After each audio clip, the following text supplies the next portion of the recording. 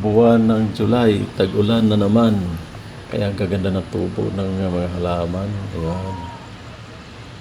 Malunggay, ang ganda na ng tubo. Namatay na ito dalawang puno. Tapos ito na mga bulaklak na puti. Ang bulaklak. Ang ganda. Kaya natabunan pa siya ng mga damo ngayon. Sinadya yan para pag lumaki na sila ay sila na yung tatabo ng mga damo. Ang ganda Tapos pwede siyang ituin. Tapos mga dragon fruit. Namulaklak na ito. Nakalaing isa. Tapos ito yung kamya. Ang ganda na ng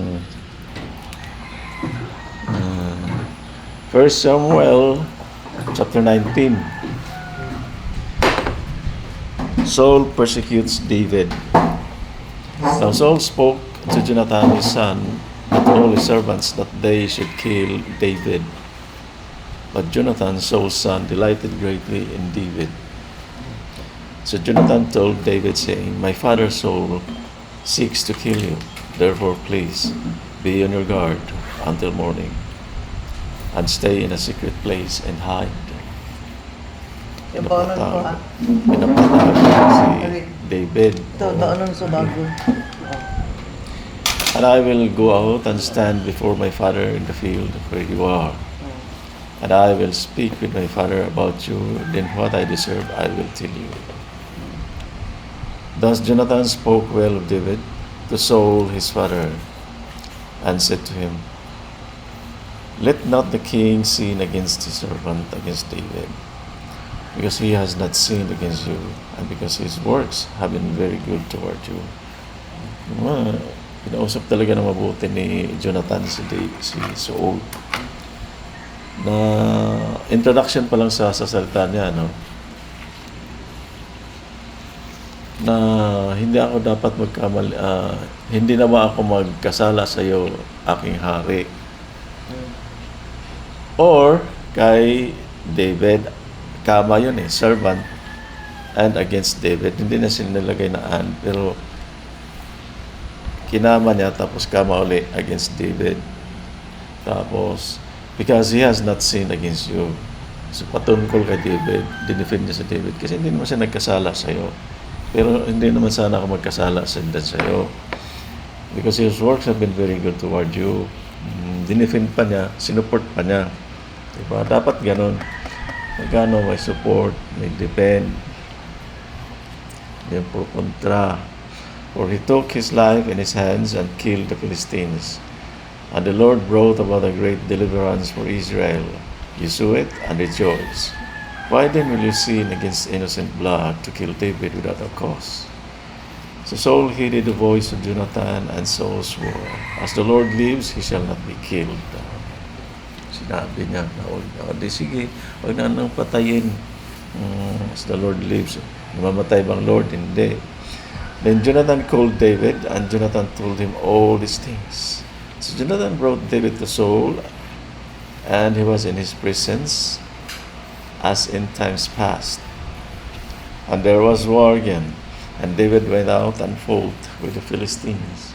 Talaga naman, Palestino hanggang ngayon, giyera pa rin sila.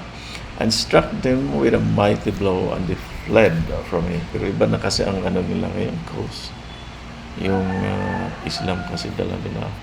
Kaya ang problema ngayon, pati sa Iran, nagka-problema na. Pero yung Saudi at saka Houthi, talagang matagal na may problema yan. At matagal na rin palagi na lang hindi matatalo talaga hindi magawan-gawa ng paraan ng Saudi para ma-stop. Kasi pati government ng Yemen, kontra din pala sa Houthi. Akala ko Houthi, ng gobyerno ng Yemen. Rebelde pala yun. May isang rebel faction pa rin sa Yemen na kumukontra din sa Houthi. Ano ba yan? Okay. Now the distressing spirit from the Lord came upon Saul as he sit in his house with his spear in his hand. And David was playing music with his hand. Then Saul sought to pin David to the wall with the spear, but he slipped away from Saul's presence. And he drove the spear into the wall.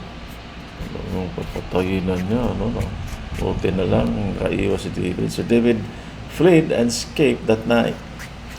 Saul also sent messengers to David's house to watch him and to kill him in the morning.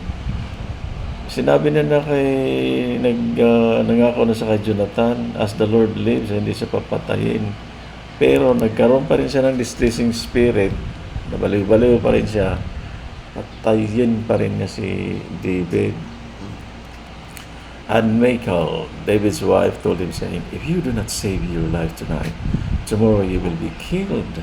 Kasi si Michal, kasi mahal na mahal si David. So Michal let David down through a window, and he went and fled and escaped. And Michal took an image and laid it in the bed, put a cover of goat's hair for his head, and covered it with clothes. Matalino din si Michal. So when David sent messengers to take David, she said, he is sick. And Saul sent the messengers back to see David, saying, Bring him up to me in the bed, that I may kill him.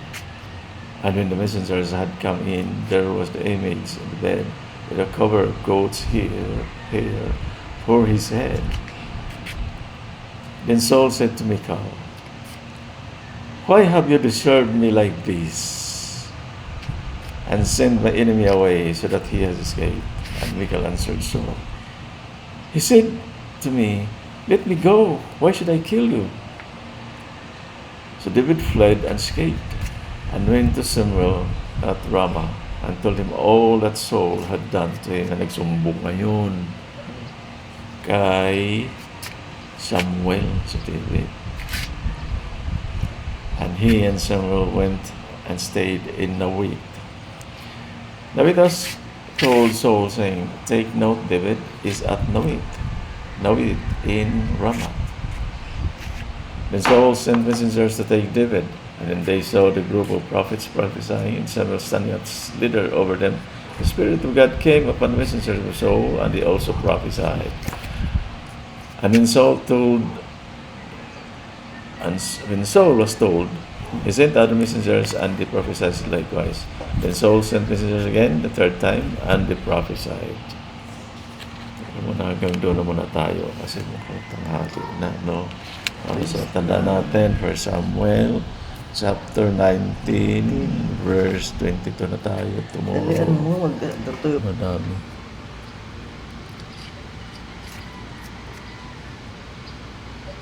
Nililipat na ng papaya.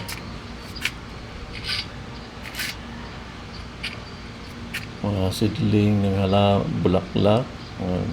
Ang taga, lumaki. Oo, mabig mo itong kahoy. Mint. Dami. Ang ulan. Loyang dilaw.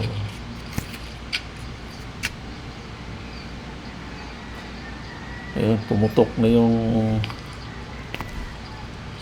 taniman ng talaw. Kailangan ma-replant. Kasi yung pako, ayan, halos tuwing umaga, kada linggo, hindi kami nawawala ng pako umilit.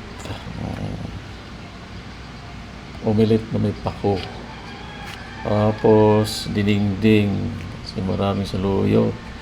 Tapos ito, adobong kangkong.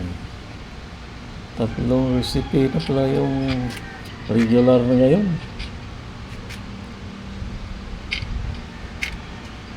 Hindi na kailangan bumili. Yung kamatis, nawala yung kamatis, walang bunga. Kasi umulan na, tag-ulan na. Ito na napansin ko sa kangkong. Ilang harvest lang, dalawa.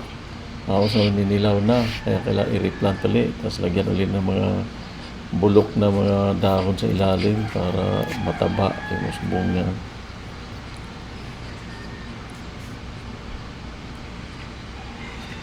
Ito yung loyang dilaw. Napakarami na, hindi pa na-harvest. Ito yung palaw. Maganda itong ginawa ko ditong flower pot eh. Ayan o. Sibintado talaga yan. Sibinto. At ito Yung mga orchids na pang-indoor, may papasok dito sa loob ng bahay.